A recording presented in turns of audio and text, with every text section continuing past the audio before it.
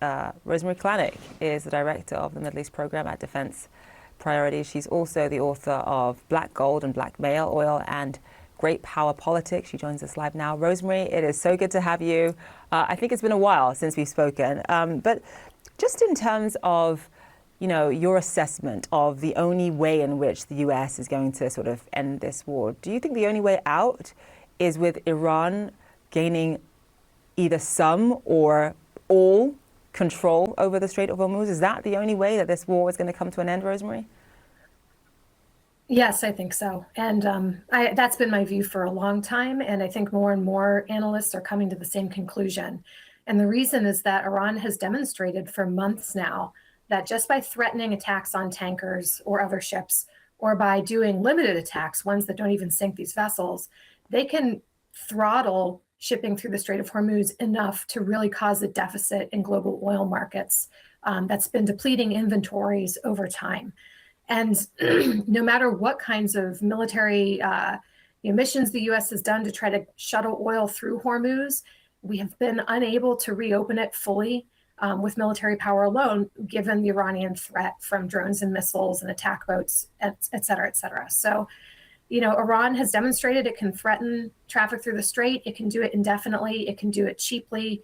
And it's pretty much going to be an endemic condition going forward that Iran has this ability. So the choice for the US left is to keep fighting a war with no resolution in sight, or to allow, even tacitly, Iranian authority over the strait, even if it means that they impose tolls.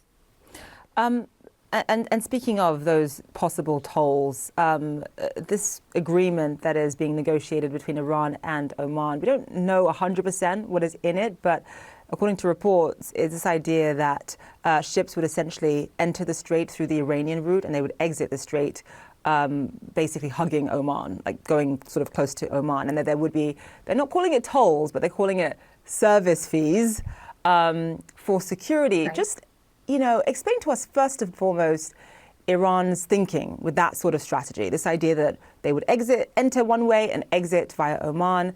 And also, obviously, one of the major concerns is going to be that these security fees that Iran ends up charging is going to be used possibly for nefarious purposes, possibly building their missile program, who knows. But just give us your thoughts on that strategy here.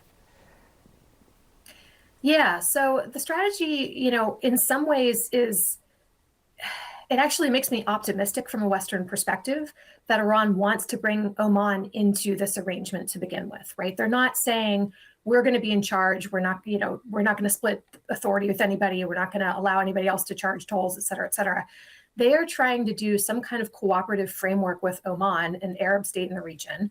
And that softens politically the outcome for the United States and for the rest of the region, that it's not just Iran that's benefiting from this arrangement. So that's a cause for optimism, because they could be much harsher and more aggressive in the control that they want to impose over the strait. The fact that they want to be in control of the incoming traffic does give them an upper hand, because if you control the incoming traffic, you essentially control the outgoing traffic, right? No one goes out that doesn't go in first. So it's a more important role for them, but it still does give Oman some sort of sense of control and authority.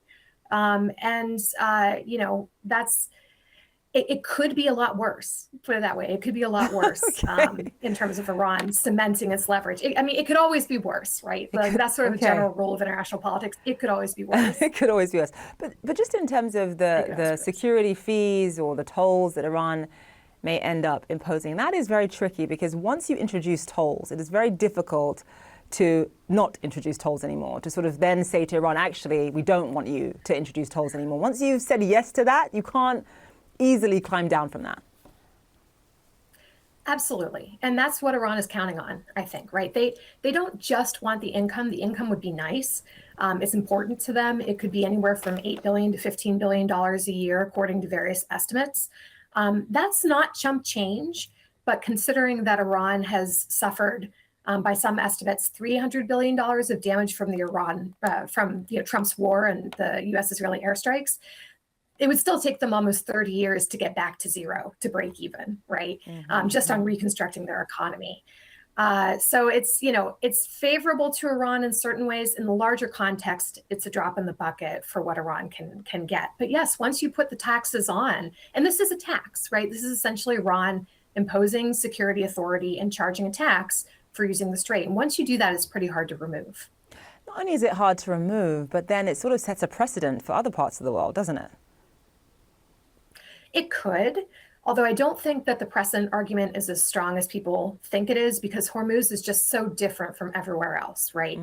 Iran controls the entire northern coastline of the Persian Gulf.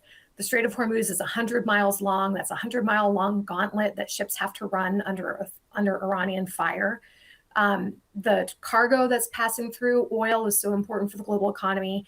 It's just, Iran just has more leverage over Hormuz than, say, the Houthis will ever have over the Bab el-Mandab, which is only 30 miles long, which is like the length of the city of Chicago. So even though it's narrower, it's a smaller passage that ships have to go through from top to bottom. The Red Sea is much larger, the Houthis are weaker, et cetera, et cetera. So other countries might try to impose a similar scheme, but I don't think they're going to have the leverage that Iran does over Hormuz. It's just a pretty unique situation. Right, so it's circumstantial, and it just so happened that several factors worked out in their favor in their ability to control the strait. Rosemary Kelanic, we have to leave it there. Thank you so much.